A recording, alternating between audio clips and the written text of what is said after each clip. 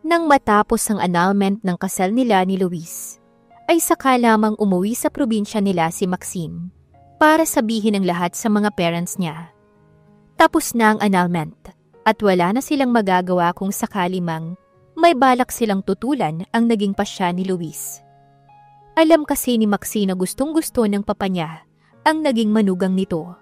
At ito ang naging mapilit nun. Napakasalan kaagad ni Maxine si Luis. Tsak na malulungkot ang kanyang ama. Pero nagpapasalamat siya dahil hindi naman nagalit ang papa niya. Bagkus ay nagpamalas ito ng pagsisisi dahil naging dahilan daw ito sa madali ang pagpapakasal ng anak kay Luis.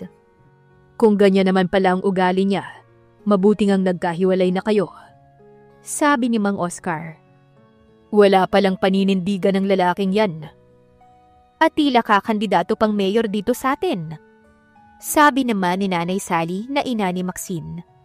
Aba kailangang malaman ng mga taga rito ang ginawa niya para hindi na siya mahalal. Huwag na po, dahil ako din naman po ang mapapahiya. Mababalita ang wala akong kakayahang magbuntis. Malungkot na sabi ni Maxine. Ay sadya namang malalaman din ng mga tao dito na ganyan nga ang sitwasyon. Kailangang malaman na agad nila dahil baka mag-imbento pa ng ibang dahilan ng Luis na yan. Kaya ipinaanal niya ang inyong kasal. Ewan ko po, Mama, pero litong-lito po ko. Malayo pa naman ang kampanya para sa eleksyon. Wala pang makakaalam tungkol sa paghihiwalay namin ni Luis. Nag-isip si Mang Oscar. Kailan pa natin ibubunyag ang kalokohan ng asawa mo? Bumuntong hininga ang dalaga. Marahil kapag nakaalis na po ko, kahit papano, hindi ko na maririnig pa kung ano man ang hindi ko gustong marinig. Sana po ay maintindihan ninyo ako. Aalis ka? Saan ka pupunta, anak? Tanong ni Nanay Sally. Sa States po. Nakausap po ang aking matalik na kaibigan na nakapag-asawa ng isang mayamang Amerikano. May itinatag daw silang negosyo at kailangan nila ng mamamahala sa tindahan. Suswelduhan po ko, US dollars. Malaking halaga to, Papa. Sinong kaibigan mo? Si Gemma, yung anak ng kumpare ninyong si Mr. De Guzman. Nakapag-asawa po siya ng mayamang negosyanteng Amerikano at isa ng American citizen. Bibigyan daw ako ng sariling matitirhan. Aba mabuti naman anak dahil kilala namin si Gemma. Oo nga pala no, nakapag-asawa nga raw ito ng Amerikano, pero hindi ko alam na mayaman pala. Payagan na po ninyo kung makapagtrabaho dun, at nang makalimot po ko sa malungkot na naging kapalaran ko dito sa atin. Kaisa-isang anak na babae ni Mang Oscar at Aling Sally si Maxine. At ang sumunod sa kanya ay 2 lalaki na tapos na rin sa college at may mga trabaho na. O sige, ikaw ang masusunod kung yan ang inaakala mong makapagbibigay sa'yo ng katiwasayan ng loob, sabi ni Mang Oscar. Kailan ang balak mong pag-alis? May passport na po ko. Mga ilang mga papeles na lamang pong iahanda ko. Kailangan mo ba ng pera? Tanong ni Nanay Sally. May kaya din kasi ang mga magulang ni Maxine. Maraming mga lupain ang mga ito sa kanila na natataniman ng palay. May sariling negosyo ang papa niya at may grocery sila sa bayan. Huwag na po, sapat na po ang naipon ko at pinadalhan ako ng advance na sweldo ni Gemma. Heto nga, at iiwan ko po sa inyo ang kalahati. Naku, huwag na anak at baka kakailanganin mo yan. $1 po itong pinadala niya. Kaya malaki kapag naipalit na sa pesos. Walang nagawa ang mga magulang niya kundi tanggapin ang pera na binigay ni Maxine. Tahimik ang naging pag-alis ni Maxine. Inihatid siya ng mga magulang at kapatid sa naiya nang magbukang liwayway. 1 oras bago siya lilipad patungo sa Texas. Dahil sa Maynila nakatira noon sina Luis at Maxine, wala pang sino man sa mga kababayan nila ang nakakaalam na napawalang bisa na ang kanilang kasal. Habang nasa eroplano si Maxine, hindi niya napigil ang pagluha. Kung hindi dahil sa mapait na mga pangyayari sa buhay niya, wala siyang balak na magtrabaho sa ibang bansa.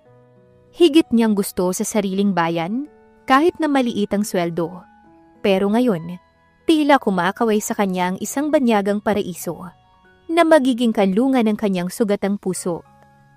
Kailangan niyang lumayo para magpanibagong buhay at makalimot. Hindi na gaanong masakit para sa kanya ang pagkakawalay niya kay Luis. Unti-unti niyang na-realize na hindi niya dapat iyakan ng isang lalaking mahina ang paninindigan. Ang higit na napakasakit para kay Maxine ay ang kaalamang hindi siya magkakaroon ng anak kahit kailan. Kahit muli pa siyang makapag-asawa dahil wala siyang kakayahan, walang halaga bilang babae. Masakit na mga katotohanang dapat niyang tanggapin. Na napaka-ironic dahil tulad ni Luis, mahilig siya sa bata. Nang pumayag siyang mag-asawa, naging matibay na ang konsiderasyon ang pagnanais niyang magkaroon ng anak habang bata pa siya.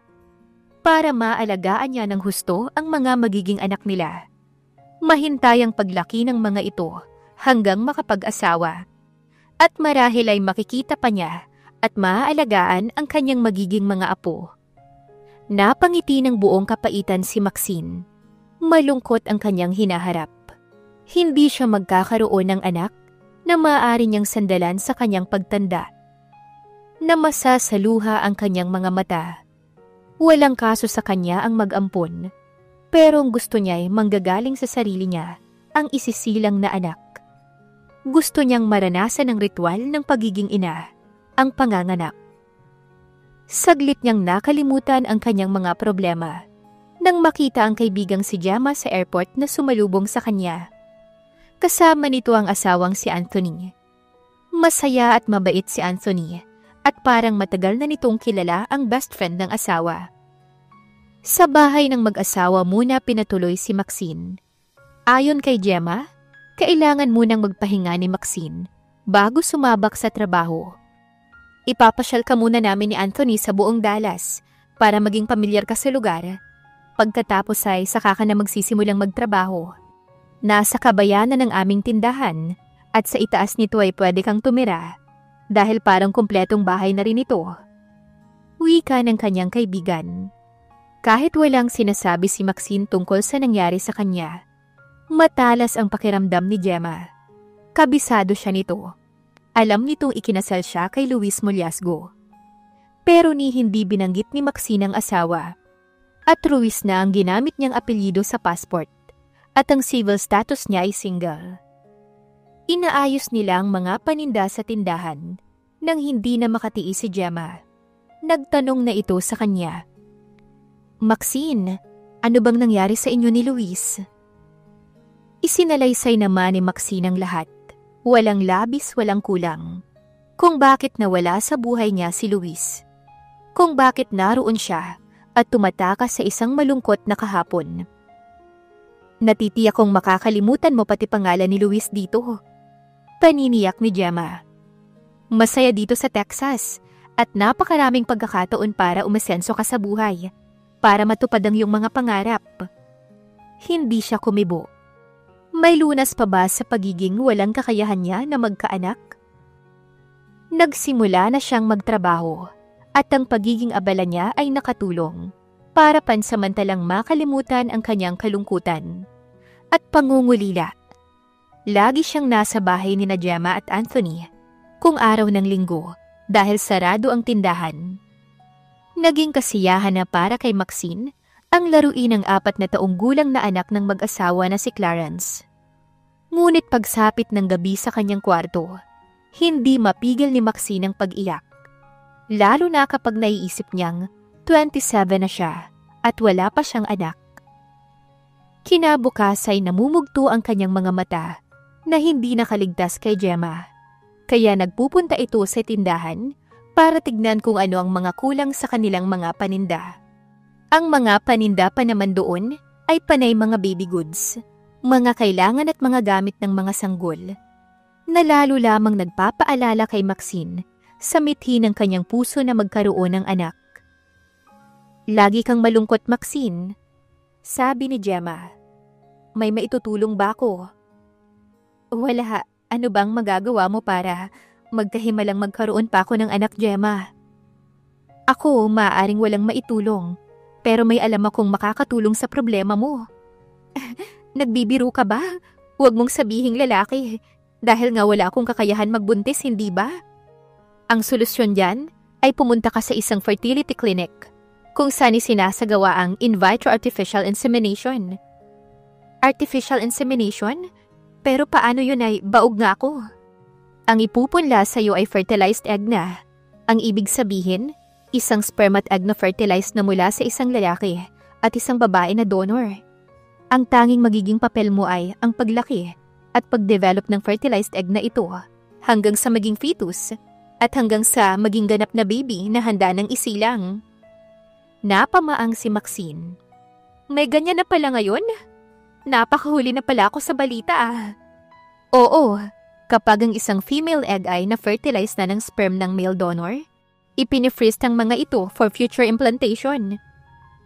Pero paano kung may karamdaman ng mga donors?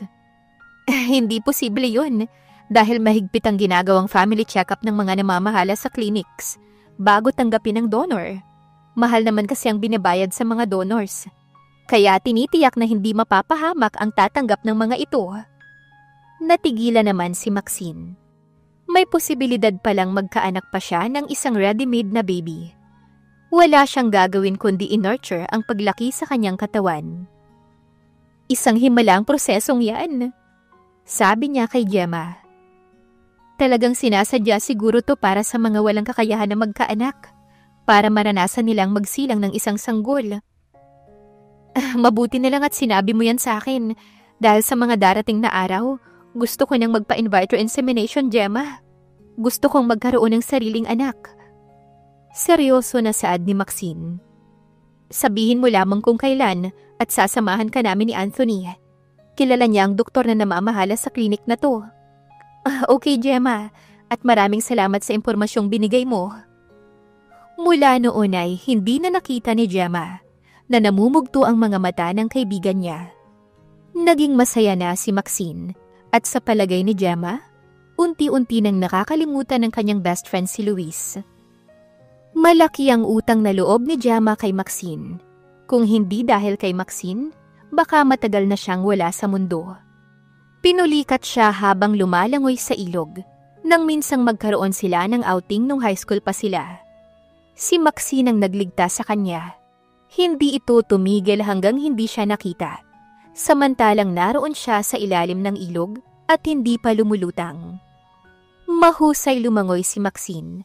At naging champion na ito ng ilang ulit sa swimming competitions na sinalihan ng eskwelahan nila. Kaya gagawin naman ngayon lahat ni Gemma, ang lahat para mabigyan ng kasiyahan ang pinakamatalik niyang kaibigan.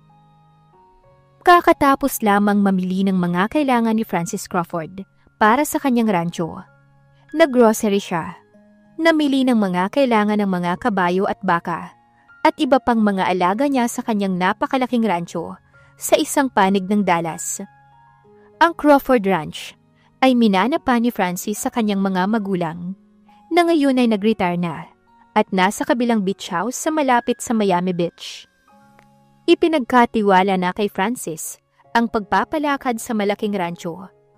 Mahusay naman kasi si Francis sa pakikisama sa mga tao, kaya hindi mahirap para sa kanya ang asikasuhin ng malaking rancho nila. Madali niyang napapasunod ang mga tauhan dahil ginagalang siya ng mga ito.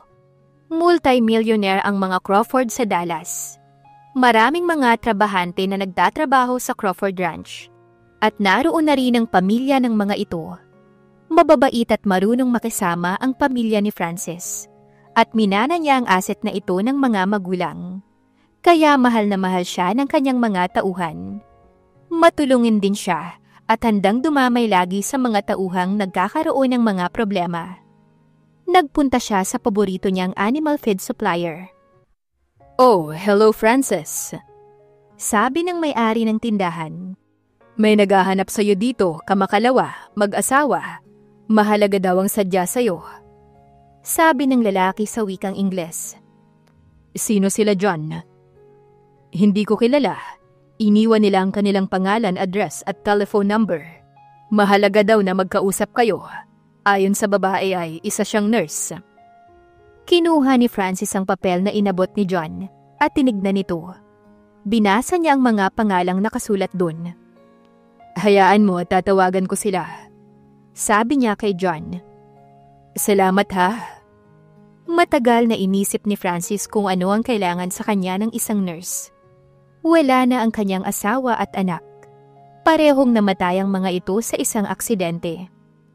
Nahagip ng nag-overtake na malaking truck ang kotseng minamaneho ni Annie at nahulog ito sa matarik na bangin. Namatay kaagad ang kanyang asawa, pero umabot pa sa ospital ang anak nilang si Clarence. Ngunit nawala rin ito kinabukasan. Napakasakit ng alaalang yon para kay Francis. Mahina ang katawan ni Annie, kaya kailangang matulungan ng test tube ang isang fertility clinic para maipanganak nila si Clarence. Ang egg cell ni Annie ay na-fertilize ng sperm ni Francis sa isang test tube at muling ipinunla sa sinapupunan ng babae para doon ma-develop ang fertilized egg sa loob ng katawan nito. Naging malusog naman ang isinilang na sanggol ni Annie dahil gusto nilang magkaroon ng iba pang mga anak. Kumuha ang doktor ng ilang egg cells sa initial procedure at nang ma-fertilize ang mga ito ng sperm ni Francis, naging frozen pa para sa future implantation. Ilang buwan din silang nagtiyaga ni Annie noon sa Jade Fertility Clinic bago nabuo ang anak nilang si Clarence. Paano magtatagpo ang landas ni na Francis at Maxine? Abangan sa susunod na kabanata. Please like, share, subscribe for more updates. Maraming salamat po.